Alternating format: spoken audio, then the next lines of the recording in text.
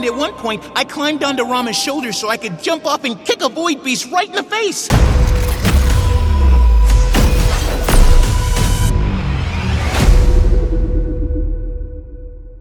Guild Wars 2 is a traditional mmorpg developed and published by a company called ArenaNet on August 28, 2012 to the Windows PC platform. The game sold over 2 million copies in its first 2 weeks, and by August 2015 the title would reach over 5 million copies sold.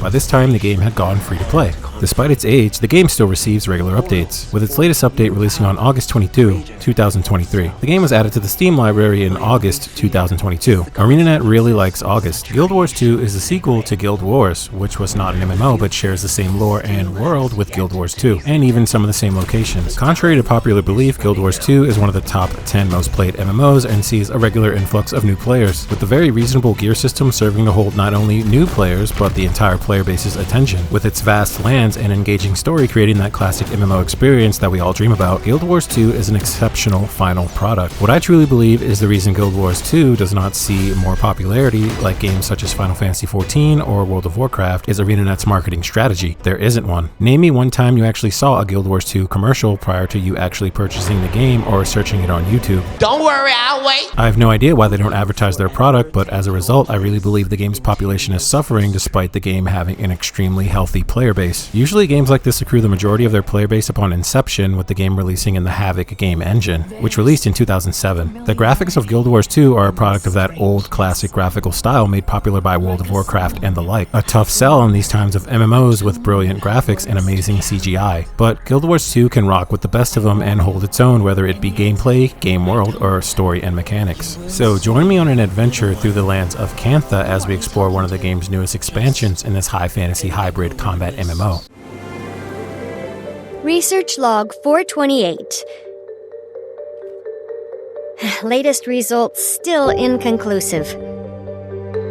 Elder dragons awaken, consume magic, and leave nothing but annihilation in their wake. We join the same cast of characters that we've been through countless adventures with across these 12 years, well, most of them, on a brand new adventure with our newest Elder Dragon friend, Aurene. What's been going on with these Elder Dragons is they end up doing very bad things, so we have to end up putting them down. Each time we put one down, they release a vast amount of corrupted magic across the land of Guild Wars 2. This magic corrupts living beings, turning them into dangerous monsters. With the protagonist killing more and more Elder Dragons, more and more magic is being released until the world inevitably can't handle anymore, causing catastrophe. They call this the Dragon Cycle. All these dragons are related to each other by blood, but not all are wont to cause destruction and chaos. Each Elder Dragon chooses a champion whom would do their bidding, and this time the prismatic dragon Aurene has chosen us to be her champion. Ultimately, our job is to figure out how to mitigate the effects of all this magic running rampant through the world of Guild Wars 2.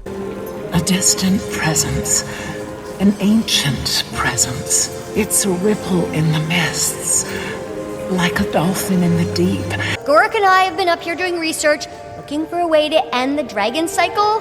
Cause like, who needs that noise every 10,000 years, am I right? So many dead people, and the cleanup is insane. You were talking about Gorik. Our friend Taimi hears tell of our other friend Gorik agreeing to meet with a character she deems suspicious, Anka. Anka tells Gorik she has information about Elder Dragons, and Gorik is to meet her, alone. I'm sorry, are you worried for Gorik's safety? Yes, I'm worried for Gorik's safety. You want me to go find him at the pass? Bring him back? Alchemy! Would you, please?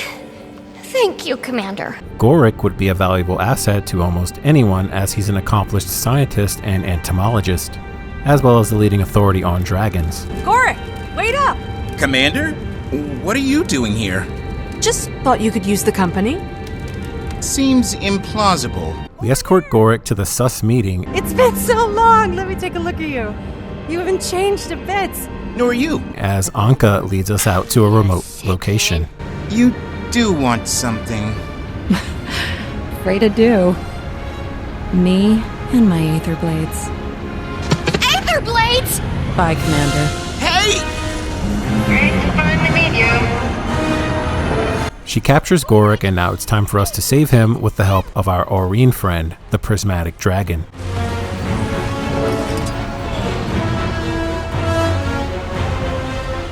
Come, champion. We'll catch Aurene, hold him. We need a plan. There's no time! They took Gorik! We fight through platoons of sky pirates while soaring through a turbulent storm of clouds, using the power of our dragon friend Aurene to traverse the airships. Other platforms away! Hold the line! This one's for First Mate Horace! Don't hurt me, please! Let's have some I'll tell fun. you anything. What do you want to know? Commander! Thank the alchemy. I can't believe Anka would do this. Joining the Aether Blades? Kidnapping? What's gotten into her? Apparently this wasn't about Gorik, but Aurene. Anka wanted an opportunity to take a shot at Aurene with some unknown device. Don't do it, Anka! Aurene!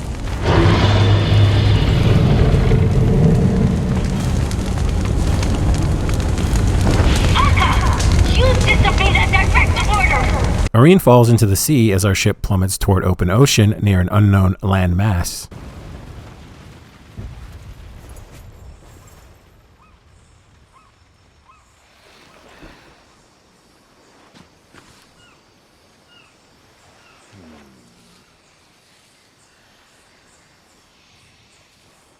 We wake up in a jail and Gorik is losing his mind as we try to fashion an apparatus to break out. Oh, thank the Commander.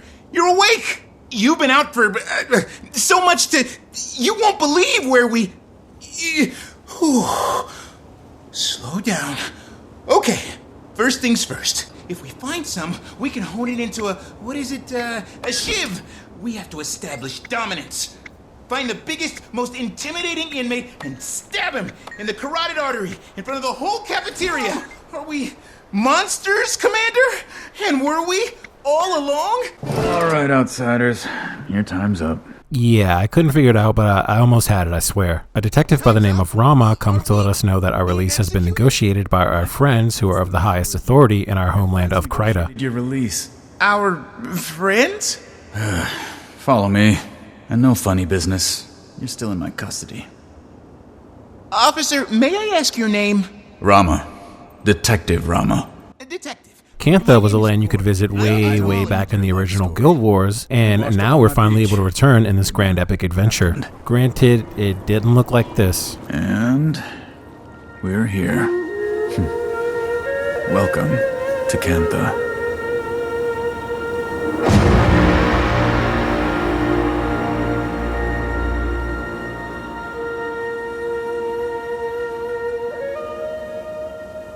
Kaz, Jory, I'm glad you're here. Have you heard anything about Aurene? Casimir and Marjorie let us know that the Minister of Security would like a word. Lee, Minister of Security.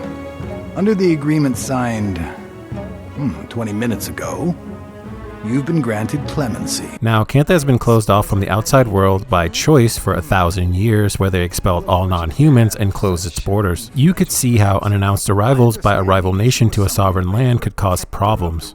It is my duty to keep the people of Cantha safe. I'm very good at my job, Commander. And Minister Lee embodies those ideals. Welcome to the sovereign Empire of Cantha. Across our adventures, the tale of the commander has become that of legend and prestige, to the point that they already know who we are, even all the way across the seas, despite them being closed off for 10 centuries. Let me tell you that your previous trials and tribulations up to this point, all your adventures, all your victories and accomplishments really serve to make you feel like a badass. Even now, as you stand here in this new land on a new adventure, you know you're a badass. And when you hear people call you the commander, that really means something significant because you've built that. You're not secretly a god or something, are you? No, not that I know of. Commander. So good to see you walking free again. Yeah, what was it like? In the slammer.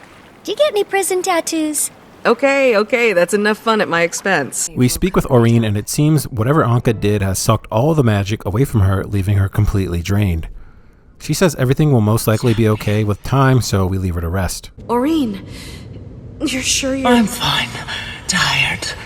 And there's a hollow feeling, as if Something is missing. With Orina and the men, we have to check back in with Detective Rama, who can't give us free range of Xingjie without making sure we aren't injured and can protect ourselves if released. Anything less could cause an international incident, as our stature across the world has grown above that of noble dignitaries.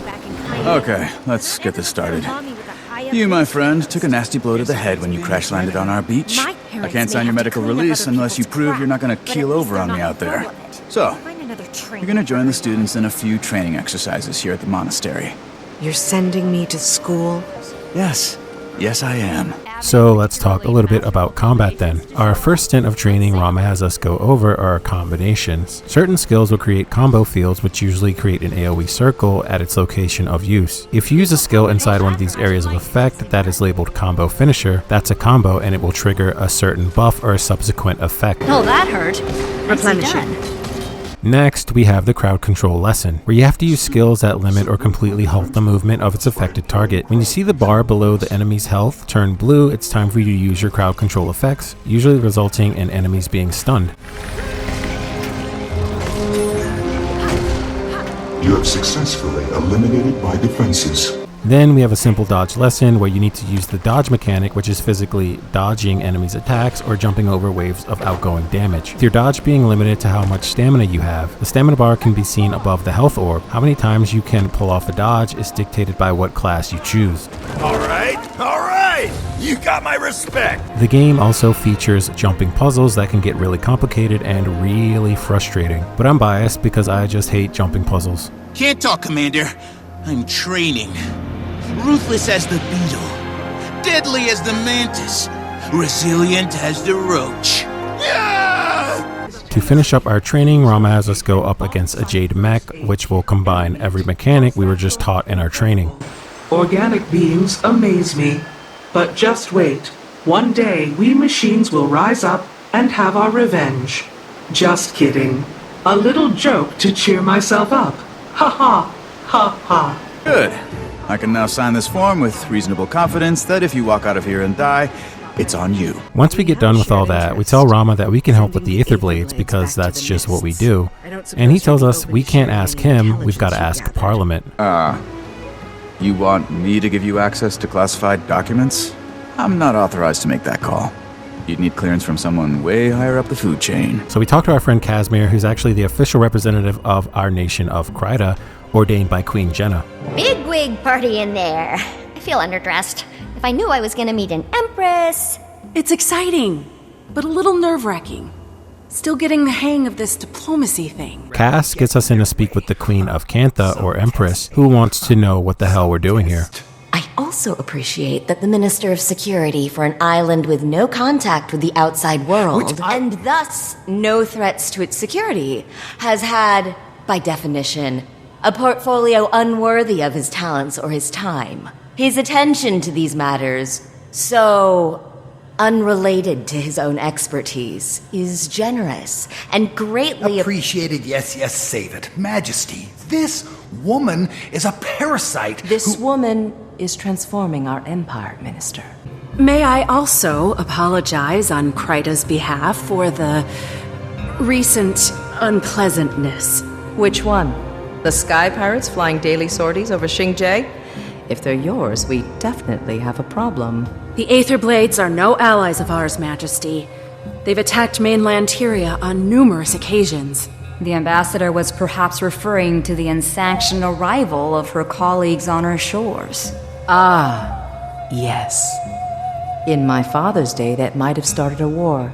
The Minister of Security, more than the Queen, is less than happy with the arrival of non-Canthans and is eager to let us know. Majesty, the outsiders are liars, warmongers, as your father well knew. And your sister, Madame June, has invited them to our doorstep. She doesn't see the threat. I see the opportunity. Enough! These Aether Blades that we arrive here in pursuit of have been terrorizing the nation of Cantha, and it seems to be our duty to try and resolve the situation. Commander, what are you the commander of? Nothing, Majesty. Not anymore. But formerly of the Pact Alliance. Ah, yes. I've heard of that. As I said, Majesty, we know the Aether Blades. We know their ways, their tactics. commander was fighting them when the airship crashed, and would relish a chance to repay Cantha's mercy. Armed with any intelligence your Ministry of Security may have, we can bring them to justice for you. Let's hope you're a better pirate hunter than airship pilot. The Queen bids us speak with Minister Lee for whatever information Cantha might have on the Aetherblade encampment. It was a simple business transaction. You wanted this chaos. I want Cantha to enter the modern age, to join the community of nations. You don't care about Cantha. You care about money, foreign markets. I care about both, Lee. It's not a zero-sum game. It's not a game at all. Why do you think we sealed ourselves off to begin with? If I may. I get it. Your people withdrew from the world. Now you're rejoining it. There is risk. There is also promise. Our nations have an unprecedented opportunity. No need to waste that over a misunderstanding. Apologies. Rude of us to air our laundry in front of guests. Didn't hear a thing. Who is wont to give us the information prior to name-dropping the Empress herself. My colleagues and I will be investigating the Aetherblades, per the wishes I'm afraid that won't be possible.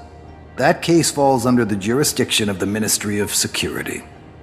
Per the wishes of Her Majesty the Empress. The Empress approves of your involvement. She gave Ambassador Meade her blessing. Madame June, the sister of the Empress and savant within the science of the engineering field, seems to be on our side, vouching for us to the court and offering us to help with Aureen's recovery. I did not realize you'd advocated for us. I assure you, it won't be in vain. I'm no stranger to cantankerous bureaucrats. Madame June is the CEO of a company known as Junlai Jade. They create tech that powers the entire nation of Cantha via a material called jade, which is abundant in Cantha. You must be using a jade core as the power supply? Very astute. The jade acts as a sort of battery. Using its charge, my tech powers most of Cantha. Oh, that's so elegant. With June and Timey both being savant scientists, they seem to be hitting it off quite well. What's your area of expertise? I have many, but these days it's all dragons all the time. Dragons are also a passion of mine. Not to pry, but I hope yours is doing well. You know about Aureen? When you're the visionary who powers an entire nation, people keep you informed. Well, aren't you a couple of busy field bulls? Rama? You're on this call? It's an open frequency. Might as well be hosting your own radio show at this point. If I so much as smell one of those aerial degenerates, I'm showing no mercy. And neither should you, Commander. After consulting with Gorik and Jory, we can check up on the wreckage site of the Aetherblades airship, where we hear a few voice messages from the Aetherblades and encounter a few Aetherblades patrolling the area. And the commander killed her. I know, I don't care. Captain, pull yourself together. The crew can't see you like this. Scarlet was supposed to... Captain, you have maybe 10 seconds before the crew sees you like this and loses all respect for you.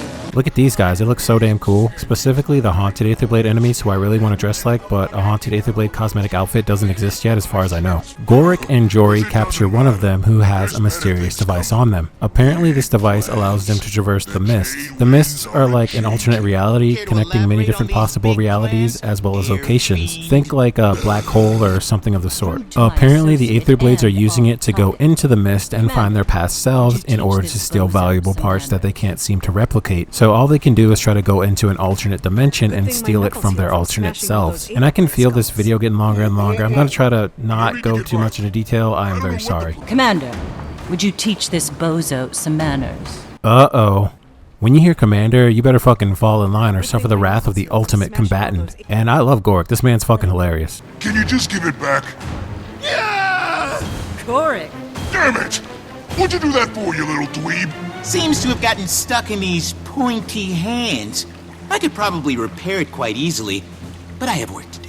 So let's talk a little bit about the mounts then. Even if you've never seen a Guild Wars 2 ad ever in your life, I'm sure you've heard tell of the mount system this game boasts. There is a specialized mount for just about any point of traversal you can think of, and they're brilliant. So brilliant that this game, Guild Wars 2, has been awarded actual awards just for their implementation. You got your gap jumping raptor, your springy bunny, your glidey skimmer, your jackal who can traverse mount specific portals as well as teleport short distances. You got your griffin who can soar across the terrain after dynamic dead dives. You got your roller beetle who can curl up like a pill bug to zip across battlefields in seconds. You got your sky skill who can fly and hover given she has a stamina. And you got your siege turtle who can break shields and bombard barriers. This arrangement of mounts will have you mounting and dismounting different creatures in smooth combinatory assaults on the landscape. Once you get your hotkeys down, you can really do some smooth stuff and it can feel really seamless. When you're switching through mounts and performing intricate traversals so quickly and smoothly, it's an extremely fun time and can make you feel like a master of the game.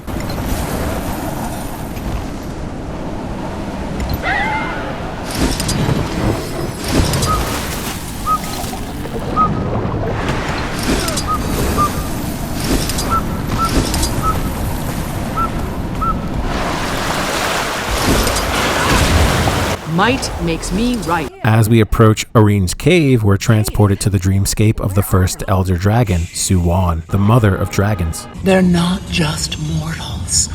They're my friends. They're your flock. The shepherd watches and protects. Suwan has been taking care of Kantha ever since we cut down one of her children, sending him plummeting into the sea, and sending a wave of magic in the form of a tsunami across the sea to Kantha, destroying their cities and infesting it with undead enemies. Suwan would like Oreen to take her place, becoming the sole Elder Dragon for whatever reason. Turns out Madame June was the one who hired the Sky Pirates in order to find a dragon expert, which she knew Kryta has the best in the business. So it turns out Anka wasn't after Oreen, but was to deliver Gorik to Lady June, who actually never ordered them to kidnap anyone. You hired them, didn't you? I did. You hired them? This is all because of— I didn't know what they were capable of, or their history in Tyria. If I did, I never would have— Anka was certainly trying to get closer to Lady June for some reason we just don't know yet. We head over to the spot where Gorik thinks Aether Blades might be hiding and do a little investigating. We uncover their lair and bust up a few guards before we get in. It's the commander!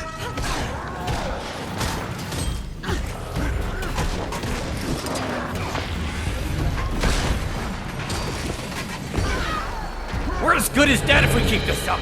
Now, the actual captain of the crew is not Anka. It's a character named Mai Trin. Mai Trin has committed many an atrocity in our adventures past and is a cold-blooded murderer. Apparently, Anka has been taking liberties unbefitting of her position. What I'm asking you to do is follow orders! You kill her until she is dead. Then you repeat the process. Do you understand? We find Mai, who's drinking away her sorrows, in the pit of the lair and confront her for a big boss fight. Mai Trin. Wow. You just brought everyone, huh? You can feel sorry for yourself later. What are you planning, Trin?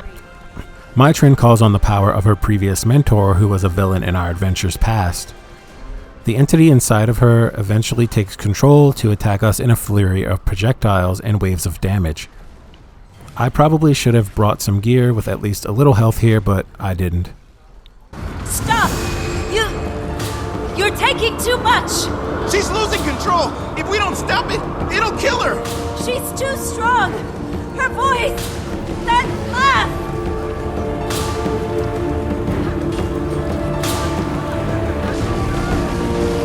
Not enough endurance.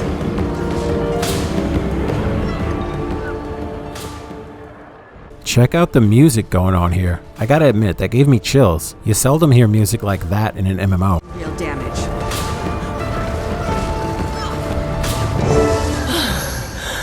She's gone. So, Mai Trin is apparently a Revenant, which is a class selectable by the player. They hear voices in their head of past legends, unless they obstruct light from reaching their eyes. Here, take this.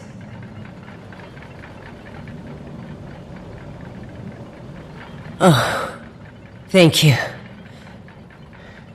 It's quiet. Now it's time for us to move on to the next zone, but we have to go to the DMV first, otherwise we aren't going anywhere. Before we get there, I decide to swap my gear over to a different character because after fighting Mai, I realize that I'm extremely squishy and my class build is more reliant on me being in a large group, so we swap over to the same class that Mai Trin plays, Revenant. Each race consists of 2 sets of voice actors, one for male and one for female, so our voice will change. Before we reach the DMV, we have a chat to a Canthan dignitary named of Navan. Navan relays the confidence of the Empress that we will be able to resolve this whole Aetherblade issue. The ambassador was just updating me on your encounter, or lack thereof, with the Aetherblades. The one called Anka staged a mutiny. We just missed them. You have an intriguing air about you, Commander. You fail continuously, yet it does not seem to impact your morale. Your efforts have been remarked upon. The Empress appreciates all you've tried to do. Number 153, it's your turn. Please step forward. 153! I'm here! I'm here! We arrive at the DMV and fabricate a slew of credentials. Oh, thank you. Well, okay. I'm sure you wouldn't lie on a government document. It'll take an indeterminate amount of time to process your transit permit. Then you're good to go. Before our transit documents are complete, we offer to Captain Rama to assist with any events around Xingjie Island. Navan mentioned she was swamped. Thought I could help. That's actually... I'll be honest, at this point, we need all the help we can get. What this entails is us going around to dynamic events of our choosing to help out until we've satisfied the quota. This is a system I've only ever seen in Guild Wars 2. Now you suffer. Once we have our permit, the game introduces a system foreign to my experience with MMOs. A boat system. The main function of your boat or skiff will be to facilitate the fishing skill, which was newly added with this expansion. Gorik, I have a boat and travel permits. Ready to head to New Kyning? Fishing is an extremely lucrative enterprise, if not time-consuming. A fitting reward. In my opinion, fishing is the most social activity you can perform in the world of Guild Wars 2.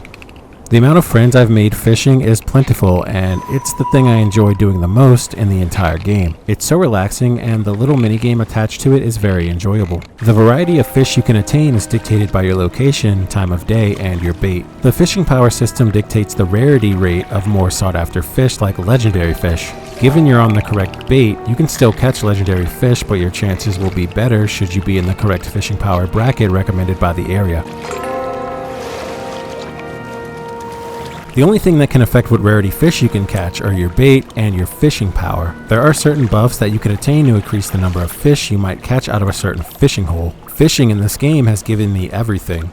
And I mean everything. I've used the money I accrue from fishing to buy every season of The Living World, which is a form of DLC offered in the cash shop. That's right. You can use your in-game gold to purchase a premium currency called Star Gems. Wait. No. That's a gem, so that's the wrong game. With these gems, you can buy anything listed in the game's cash shop. That includes DLC granted some of the DLC like Hearts of Thorns, Path of Fire, End of Dragons, or Secrets of the Obscure need to be purchased with US dollars. For me, this exchange system creates such an endearing economic situation that it makes my head spin. Even if you don't have any money to dump into this game, if you work hard enough, you can still get whatever you want, be it accessories, quality of life upgrades, or DLC. It's a perfect system, and the fact that ArenaNet allows such opportunities says a lot about them as a company. We will discuss the cash shop a bit later, but for now, let's go and grab Navan and head over to New Kyning City. It's called New Kyning City because Old Kyning City was destroyed when we dropped a dragon into the sea, creating a tidal wave of undead. Its ruins are still observable from a safe distance. The Old Kyning City was featured in Guild Wars 1 all those years ago, so this place has what I would call double lore. Thank you for being so accommodating. Happy to help. I don't mind the company. We arrive at the docks of the grandiose New Kyning City. Oh, wow. Beautiful, isn't it? In the wake of the Titan disaster, New Kyning blossomed.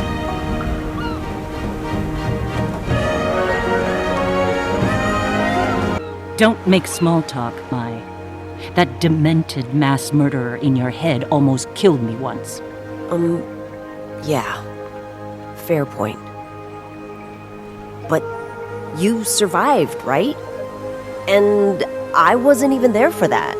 You worked for her. And there's plenty of blood on your hands, too. Captain Ashford comes to mind. Who? Captain Theo Ashford. He had a husband and a kid. You assassinated him for his seat on the Captain's Council. Oh, right. Dragon Bash. Captain's Council. So it's coming back to you. After a little back and forth between Mai and Jory, who both happen to be of Canthan ancestry, we get Mai Trin's drunken ass a little food. I have no idea why. For some reason, food references in most MMOs just kill me, and they make me so hungry. Now I want spicy, authentic Asian noodles. Damn it. It's a hot pirate level spice. So good.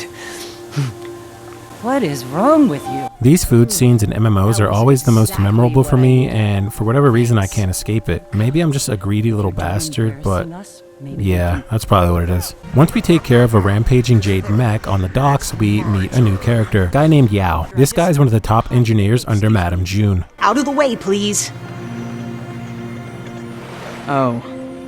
Hello, Mai. Nice blindfold. Really accentuates your look.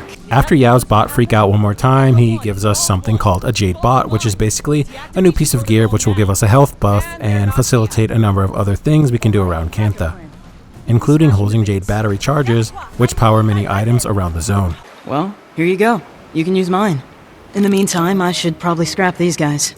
Catch you later. Apparently, Mai and Yao are in some sort of beef, and Yao lashes out after Mai makes a comment on communications we previously thought secure. When we worked together, they always came across as a bit possessive of June's attention. Possessive? Well, excuse me if we didn't all get to be June's protege with 0 qualifications. Yao!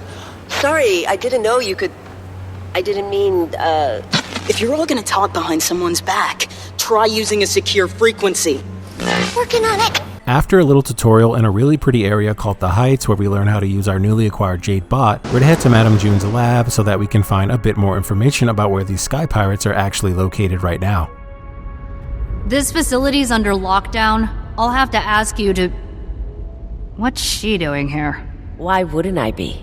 I just assumed you'd be busy cavorting with your gang of vicious sky pirates. Wow, that got around fast. Look at this goddamn bug where I get trapped inside of this platform. When shit like this happens, all you can do is log out to character select and start the entire section. Oh my god, I hate it so much. Upon further investigation of the labs, we find that June is hiding something from us. The power signals scrutinized by our resident genius, Taimi, suggest that there's another dragon involved in powering New Kaineng. All this Jade tech is powered by dragon magic? That's what the data suggests.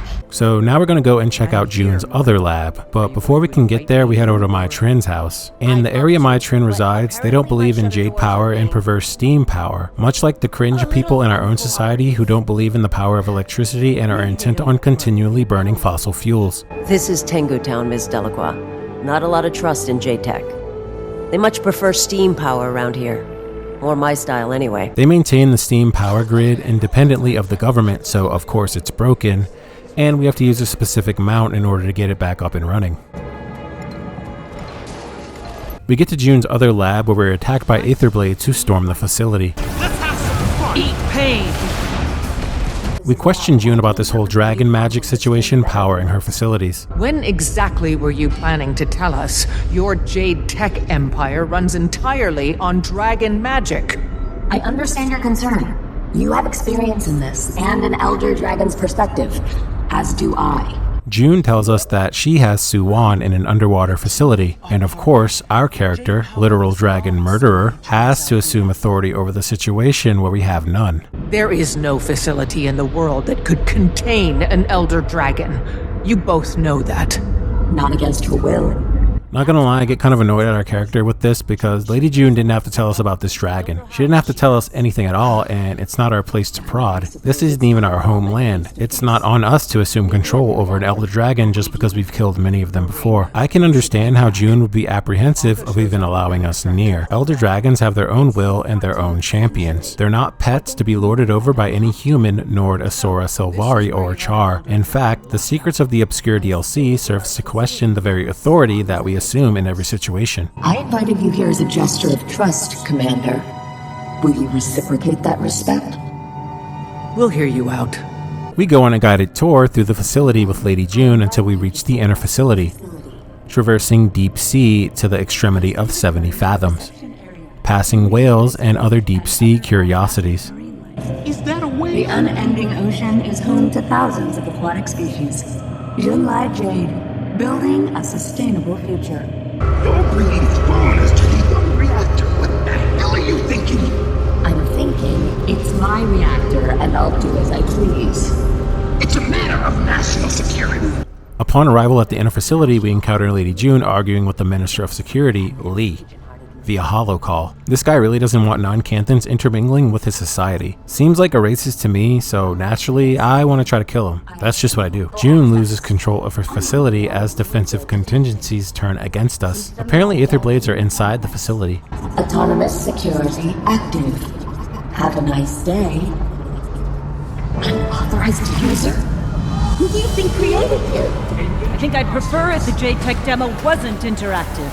Anka appears before us, confirming our suspicion as Mai relinquishes authority of the Aether Blades to her in a desperate plea to curtail whatever she's doing here. You can have the Aether Blades. I relinquish all authority to you. Just stop whatever it is you're doing. Hate to be the bearer of bad news. The Blades are already mine. It didn't take much convincing. The crew agrees. You've lost your way, Captain. Apparently, Gorik would also like a word. I have something to say. Everything you've done, you're a liar, Anka!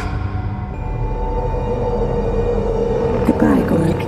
Lady June, who didn't want to let us in here in the first place because she knows what we do to Elder Dragons, decides that we're the ones who are behind this facility-wide takeover before we're contacted once more by Suwan. Try not to assume the worst, but I've lost contact with my reactor. My life's work. I don't know what you're doing. If you think you're some kind of liberator for Suwan, you're making a mistake. You've made it, Champion of Aureen. I'm grateful to have met you at last. Suwan. Suwan lets us know that she needs Aureen to take her place as the one sole Elder Dragon, because Aureen can filter all of the magic released from all the dragons we've killed, ending the dragon cycle. If Aureen is not ready to filter the magic when she begins, the magic will destroy her. Without me, the magic will crash through her like a tsunami. Anka shows up and shoots Suwan with the same thing she shot Aureen with as the facility begins to deteriorate. See you on the other side, Commander. Anka! Don't! It's begun. When the time comes, the cycle must end. Promise me. We advance through the facility, dealing with any Aether Blades along the way until we reach the control room. Mai, we can't get to you. I've got it from here. We've got it. Just get out while you can. You can't do this alone!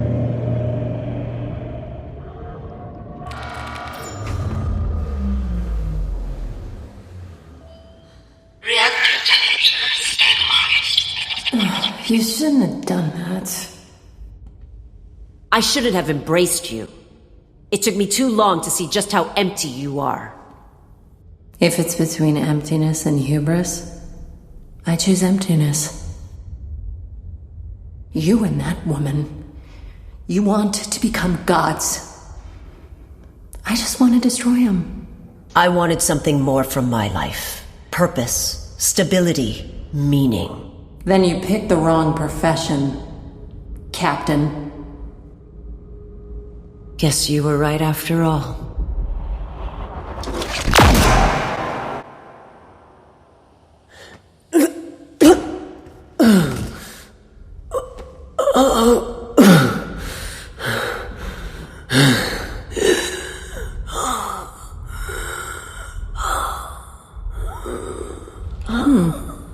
Sight's still off.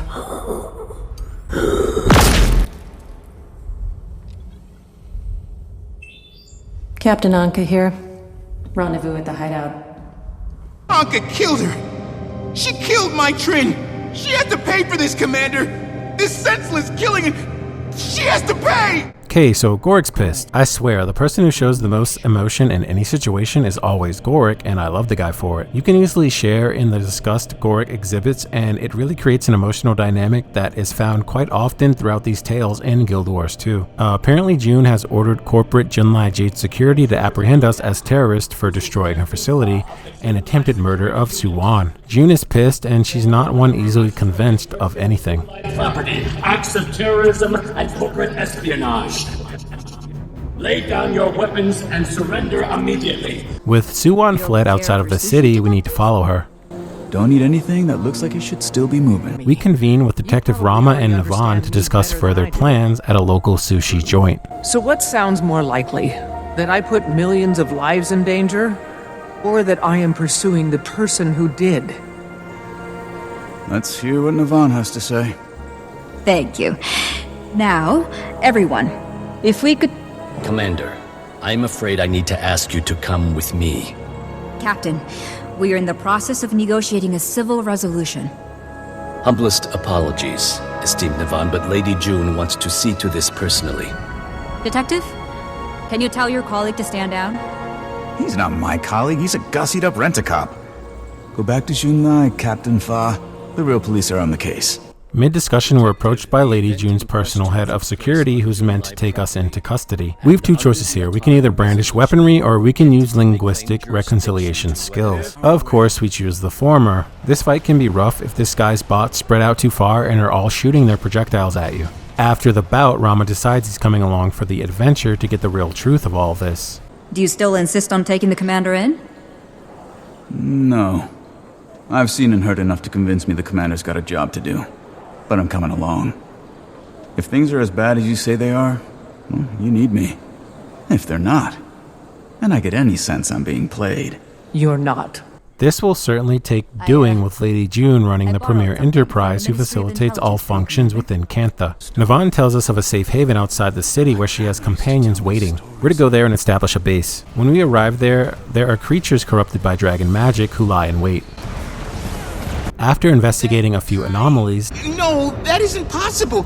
It's like someone took the square root of -1 and just put it in the sky. Navan discovers the guardian she left in charge of this place, Ishan. Ishan has been corrupted by residual dragon magic. Everything okay? Ishan? What happened to you? That's Ishan? Assault spray dragon! During the battle with Ishan, Navan exhibits unusual magic, as pointed out by Detective Rama, as well as makes unusual statements as pointed out by Gorik. Ishan, my friend, please come back to us. We did not survive the horrors of Shiro Tagachi only to have your story end here. Wait, what did she just say?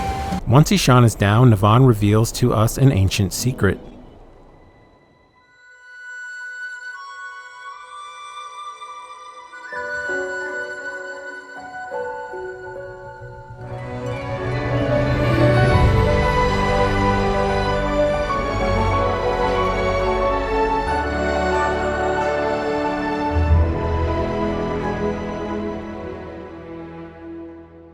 This ancient champion holds the same standing with Suwan that we share with Oreen. Kunavang.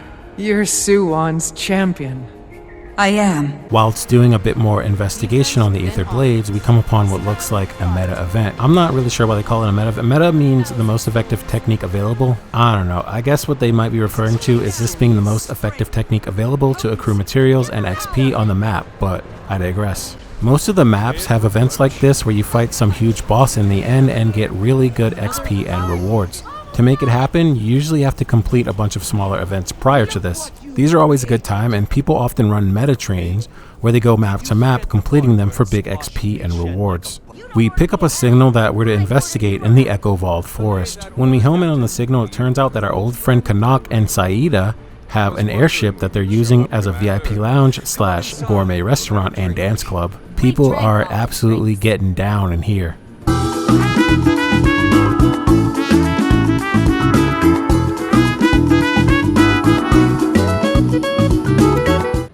We convinced them to let us use this ship as bait to draw out Captain Anka, who's now Captain Anka. Anka needs this ship for the parts that are on it. You want to use us as bait? To draw out your murderous pirates? See, this is why I miss you, Commander. We begin to pilot the ship across the forest where Anka's Aether Blades take notice and intercept. Surrender this ship to the Aether Blades, and we'll let you live.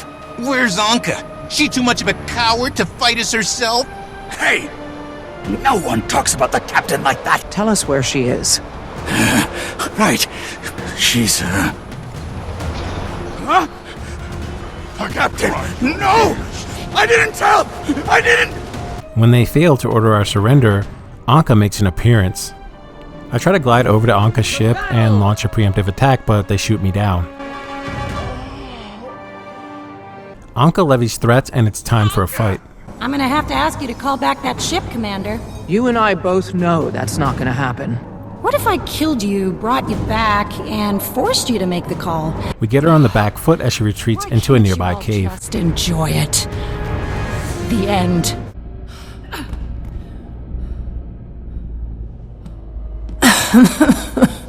You're no fun. Work used to be fun. My Trin, what happened to you people? You can't fix anything by playing it safe. You have to burn it down, so something better can grow in its place.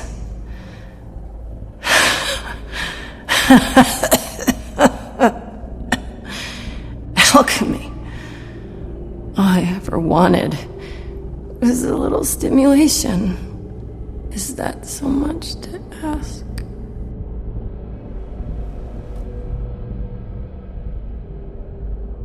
Once Anka is dead, we take a bit of evidence back to June and the Ministry of Defense in order to prove our innocence in all of this. That's enough evidence for me. Let's get this in front of MinSec. I'll go with you.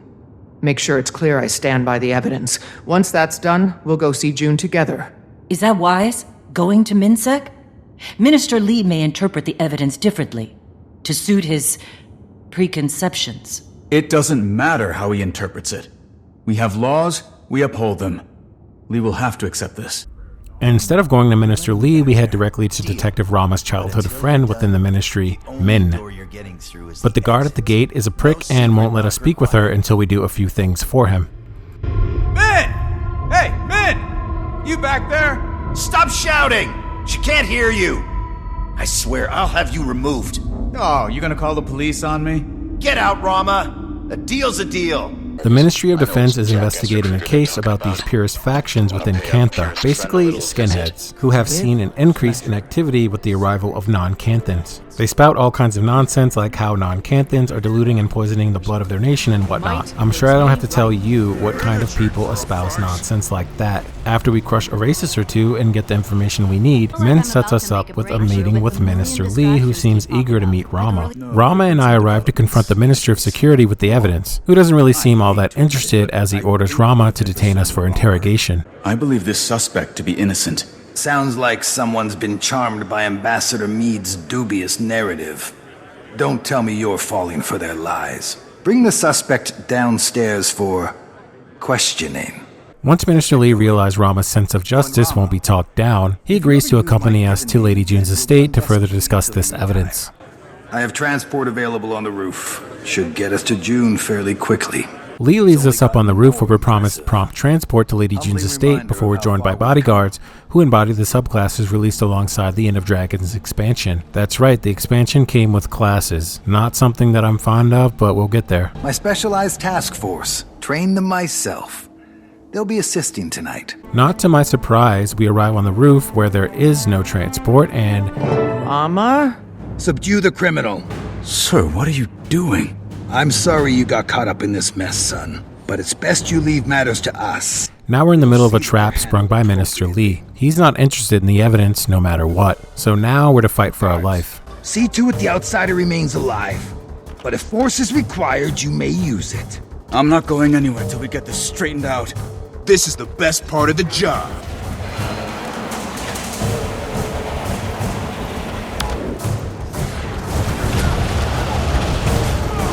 Might makes me right. Min contacts us mid-fight to let us know that she's solved the purist case. Rama, up here! It's Min! With a drone. Hi. Captain Tibet, I finally solved the Pyrrhus case, and I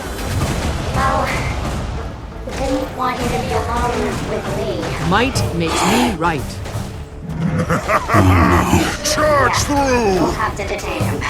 In one of the funnest fights so far, we take care of Minister Li and his lackeys, taking him into custody. Li Hong, I'm placing you under arrest for attempted murder and criminal conspiracy. And if being an asshole were a crime, I charge you with that too. Now it's time for June. We have to convince her to simmer down as well because we can't have her and Aetherblades after us, and she also needs to help us. When we approach June's estate, Suwon inducts us into her dreamscape once again, but this time it's corrupted by the unclean dragon magic. Commander, why haven't you done what needs to be done? Suwon. At this point, we can't deal with the bullshit anymore because the dragon magic threat is reaching its peak. Find a way to end this! Timmy lets us into June's estate, apparently without June's consent. Oh, agree? Timmy? Commander, how did you get in here? How did you get past my security? Timmy. Oh, hi June. I was just coming to see you, and as you can see, I brought, Gods, I was foolish to let you into my confidence. So June activates home defenses. Now either remove yourself or prepare to be removed. That includes you, Timmy. Damn it, June. Would you listen to any voice other than your own for 5 seconds? We have to go through the estate swapping battery charges in order to subvert the defenses set by June. Look at this bullshit, please. I sat here for probably 5 minutes trying to just activate the battery cells, not to mention the time it took me to remove them once I got them in there. What the hell? I was so pissed. I can't even tell you how pissed I was. We even come across June's husband and child who are just chilling in the kitchen. You're trying to find my wife, I suppose? I am. It's critical I speak with her. I didn't sabotage her reactor. I believe you. Her husband, Yi Moon, says he already knows that June needs to simmer down and he 100% is behind us. Dead people float because they're full of gas. With defenses subverted, we can approach where June is hiding and present the evidence. So, Commander, you're going around arresting state officials now? Lee attacked us. He's a purist. I know. He couldn't have made it more obvious if he'd walked around carrying a bust of Reiko herself. What happened? We brought him proof we were innocent. He preferred we keep looking guilty. And I suppose you brought that proof here? Yes. June believes us completely, but doesn't agree with us asserting any kind of authority on the situation and decides it her way or the through way. Our batteries only have enough power left for weeks, months maybe, and then everything stops working. Do you know what that means? I will not allow you to put her back in that reactor. Then I guess we're at an impasse. I don't want to do this. But we need that reactor. People will die if those batteries fail. While fighting, I get caught in another structure I can't get out of. Oh my god, I hate this shit so much. All I can do is restart the entire section. Fix it, ArenaNet. Fix it. So I go all the way back and beat down June's mechs until we can approach June's person. I had it all under control. I saved Suwon from herself. I was trying to save all of you. June, what you did to Suwon only delayed the inevitable. It gave civilization a chance. Someone has to lead. Someone always has to lead. I don't apologize for being exceptional. I don't apologize for being brilliant. You are brilliant. And I know it feels like the world's always underestimated you, but I don't. We share the same goal. You can find a new future, one without Suwon. I'll help you. But none of us have a future if we go at it alone.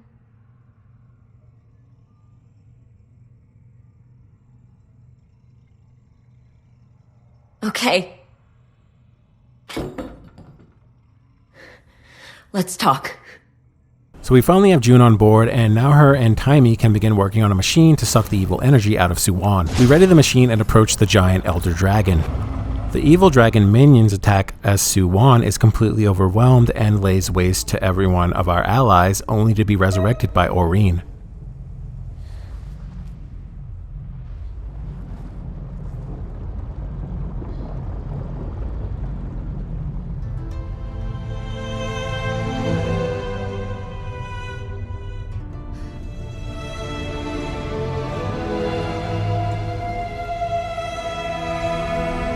Can't be.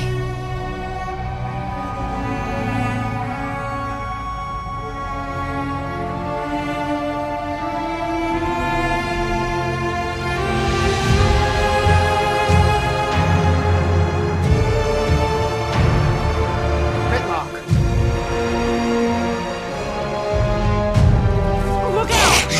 The hell is that? With Aurene fused with us, we appear back on the battlefield, a glowing deity of prismatic power. Whatever weapon we once had now transform into a legendary, crafted in the style of Aurene, the prismatic dragon.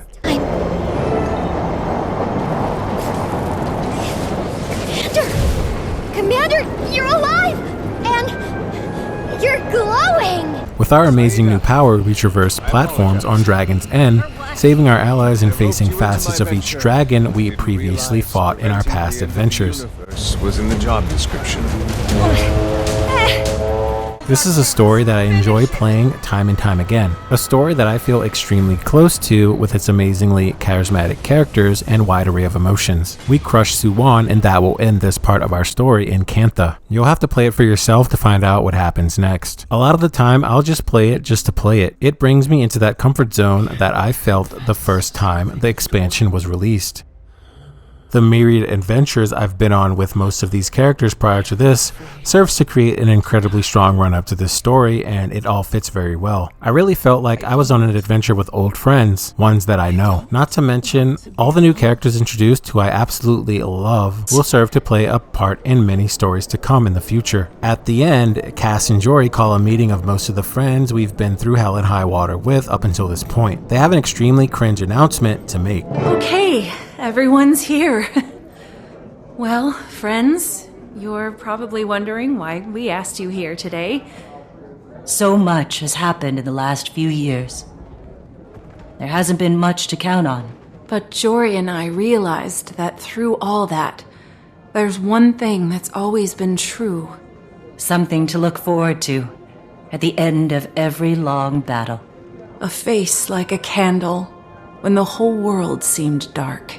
Jory, you've always believed in me, even when I didn't believe in myself. This life we live has taken us everywhere. But as long as I wake up and see your face next to mine, I'm home. And that's why I'm asking you here, in front of all our friends, to marry me. Yeah, that was cringe, but it's been coming for a long time, and I don't know why it took them this long, but nonetheless, I'm happy for them. To Dragon's Watch! To Dragon's Watch! To Dragon's Watch! So with that done, let's go over the gear a bit. Gear consists of multiple rarities. The rarities include basic, fine, masterwork, rare, exotic, ascended, and legendary. Rare gear is unlocked when you reach level 30. Exotic gear is level 62, and ascended gear is level 80. As you climb in gear rarity, more stat points will be allocated to a piece of gear. Exotic gear is extremely easy to come by for any player and very cheap, with ascended gear providing only a 6% gear increase across all slots. The one benefit to having ascended gear is that you can swap it between characters as it's not character bound. The same with legendary gear, which boasts the exact same stats as ascended gear. The benefit of having legendary gear is that you can change its stats at any time. Any piece of gear you have will be of a certain stat family, such as Berserkers, which includes power, ferocity, and precision, or for example Rabbit gear, which includes condition damage, precision, and toughness. Each stat has its own thing that it buffs, like for example, how much precision you have will affect your critical chance attribute. Because of this system, you can take as much as a break as you want, and when you come back you'll still be on a level playing field. It's not about the gear, it's about how good you can play your class. If you do find yourself wanting some Ascended gear, there's many ways to get it, but the most reliable way is to actually craft it. That means you'll need to train a character in armor smithing, artificing, the huntsman skill, leatherworking, tailoring, or weapon smithing depending on what you want. Ascended jewelry cannot be crafted and only acquired through in-game play. When crafting Ascended gear, a lot of the material will be set against a daily reset timer. So you can either choose to slowly craft those materials every day, or you can purchase the materials from other players. There are certain materials that you can only acquire through playing the game. When you craft gear, you will not be able to start unless you have the respective recipe for what you would like to craft. These can be acquired through either meta events on certain maps, the trade post, discovery via crafting stations, or through a shop where you spend a very scarce resource that you earn either monthly or upon certain achievement milestones called laurels. This game is really about you doing it all yourself and not just throwing credit card swipes at the problem. Not to mention, all the gear can be transmogged and dyed.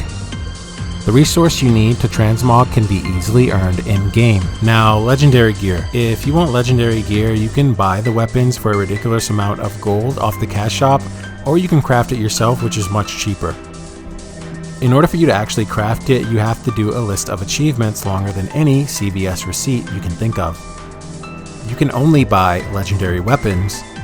For the armor, you'll have to craft it. It's truly an undertaking if you wish to have this anytime stat selectable gear. Oh, and when you do make it, you can only craft one gear weight at a time, in which there are 3, light, medium, and heavy. It's truly a big decision to make and a serious endeavor to undertake. So the cash shop. The cash shop features tons of cosmetics, the gold gem exchange system, which we mentioned before, and tons of quality of life such as character slot expansions, bag slot expansions, build slot expansions with such you store more class builds that you've saved, bank expansions, things like that. The achievements in this game are myriad, and for you to endeavor to complete them all, that's just insane. People who actually do that, hats off to you, because there are thousands of achievements, and if you think I'm exaggerating, go ahead and investigate that statement. With so many achievements all featuring their own rewards, there will always be, at all times, something for you to chase or achieve in the world of Guild Wars 2. It's never ending.